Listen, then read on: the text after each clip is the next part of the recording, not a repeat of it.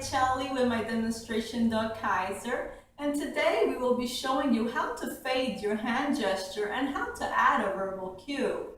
In our past video, we saw how we can fade the food lure so we can get our dog to sit without showing any food. In this video instead, we will be showing how to get our dog to sit by using a mere hand gesture and how to add a verbal cue.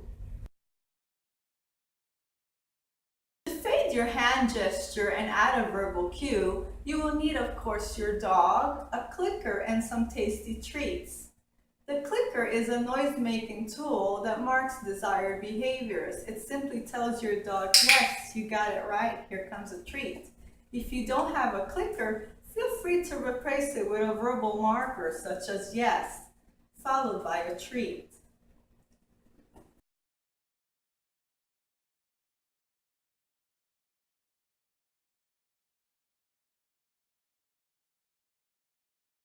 To fade our hand movement, we will be using a procedure known as prompt fading procedure. In this procedure, we will be basically making our hand movement less and less significant until our dog is able to sit with a mere movement of our hand. Instead, if we want to add a verbal cue, like the verbal cue sit, we will be using a procedure known as prompt delay procedure. In this procedure, we will be telling our dog the verbal cue sit, followed by the familiar hand movement. As we repeat this exercise several times, our dog will come to anticipate us and will sit just by hearing the verbal cue sit.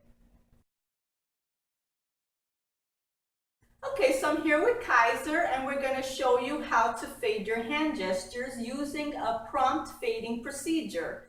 This means that we will be making our hand gesture less and less prominent. In our last video, we were getting our dog to sit using a hand gesture going from his nose to the back of his head as such. Today, we're going to make this hand gesture less prominent. Stand.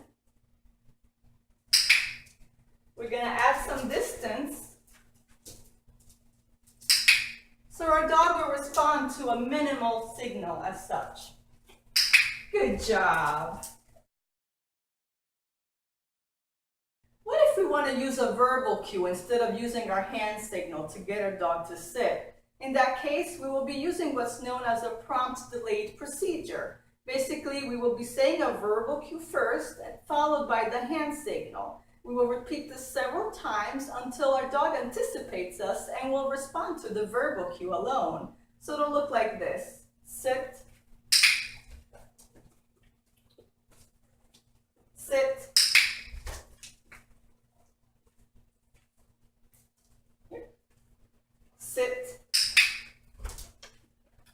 Okay, and now I'm going to just say the verbal cue. Sit. Good job. So here's the finished product. Here is your final hand signal. And here is your final verbal cue. Sit. Good job. Good job.